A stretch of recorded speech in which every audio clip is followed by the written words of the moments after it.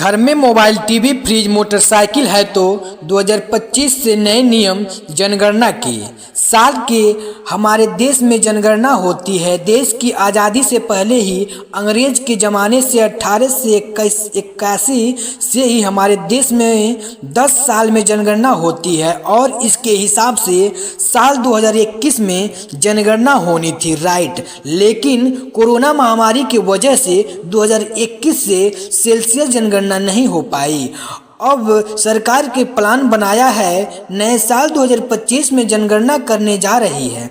ऐसे में आम लोगों के लिए जनगणना से जुड़ी कुछ खास महत्वपूर्ण जानकारियां जो आपको ज़रूर जाननी चाहिए। अगर आपके घर में mobile, TV, fridge, car, motorcycle, bike, scooty वगैरह वगैरह हैं तो यह खबर ज़रूर ध्यान से पूरा सुनें, क्योंकि जनगणना से जुड़ी कुछ नए नियम भी वह भी देखेंगे।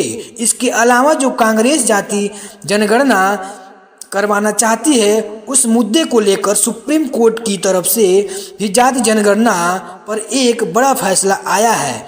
तो एक एक करके अभी महत्वपूर्ण जानकारियां देखते हैं। दोस्तों, एक तो साल 2025 में होने वाली जनगणना में पहली बार यह सिस्टम होगा कि यह जनगणना डिजिटल तरीके से होगी। आम लोगों से जनगणना में 34 तरह के सवाल पूछे जाएंगे। यह भी पूछा जाएगा कि आपके खाने में क्या मुख्य अनाज क्या है। यह 25 में भारत के इतिहास में पहली बार ऐसा हो रहा। अब इस बार जनगणना पर 12,000 करोड़ रुपए से भी ज़्यादा खर्च आने का अनुमान है। वहीं खबर जनगणना हुई तो की नहीं जाएगी मुसलमानों की जातियां, लेकिन जातिगत जनगणना को लेकर सरकार का क्या प्लान है, आगे मैं आपको डिटेल जानकारी बताऊंगा।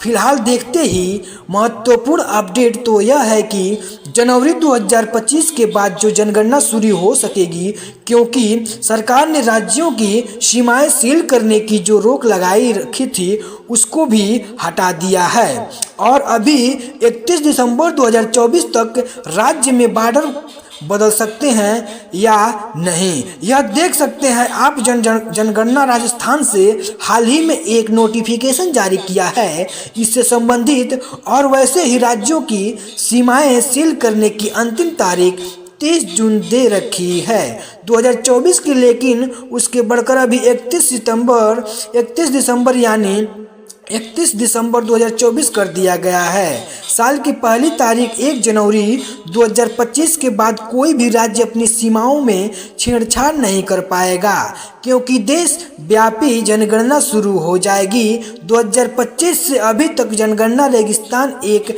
आदेश जारी करने अपने राज्यों को अपने मंडल, जिलों, सब डिवाइस, तहसीलों और गांव की सीमाओं में 31 दिसंबर 2024 तक बदलाव करने की छूट देखी रही है। दरअसल में बात कुछ युवा की, जब भी जनगणना शुरू होती ना दोस्तों, सबसे पहले सरकारी सीमाएं सील करना ही पहली शर्त है। हमारे भारतीय संविधान इंडिया कॉन्स्टिट्यूशन के मुताबिक जनगणना शुरू हो सकती है, तो अब जनगणना 1 जनवरी 2025 के बाद कभी भी शुरू हो सकेगी, क्योंकि लास्ट तारीख 31 दिसंबर 2024 है। देश से पहले बार डिजिटल जनगणना। दोस्तों, अभी से ही हमारे देश में पहली बार डिजिटल जनगणना की तैयारी शुरू हो चुकी है और इस बार जनगणना की पूरी तरह से डिजिटल होगी और सिर्फ इन्यूमिकेशन आपका ही सहारा दिया जाएगा।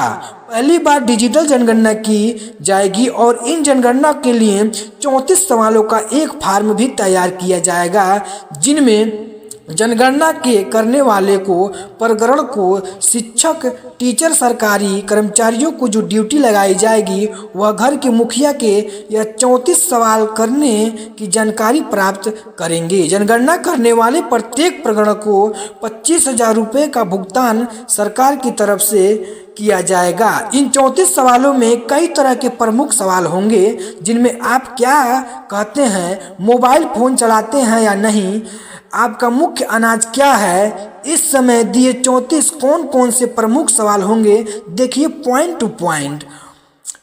जो कि आपने पूछे जाएंगे घर में कौन सा अनाज खाता है, खाना पकाने के लिए किस ईंधन का पर उपयोग होता है, मतलब आपके घर में गैस सिलेंडर पर रोटी बनाते हैं या पानी का स्रोत क्या है, नल की व्यवस्था क्या है, या घर में बिजली की सुविधा का स्रोत क्या है, सोलर पैनल आदि के लगा रखा है या नहीं, शौचालय की स्थिति क्या है। फिर पूछा जाएगा गंदे पानी का निकास कहाँ होता है, नहाने की सुविधा उपलब्ध है या नहीं, आपके पास साइकिल, स्कूटी, मोबाइल और या आपके घर में कई जी ट्रेन फोल्ड व्हीलर के या नहीं, और कम्युनिकेशन के लिए मोबाइल फ़ोन का उपयोग होता है या नहीं। मोबाइल फ़ोन से जुड़ा इस बार सवाल यह भी पूछा जाएगा कि आपसे जानकारी में SC ST या अन्य जानकारी से जुड़े सवाल पूछे जाएंगे।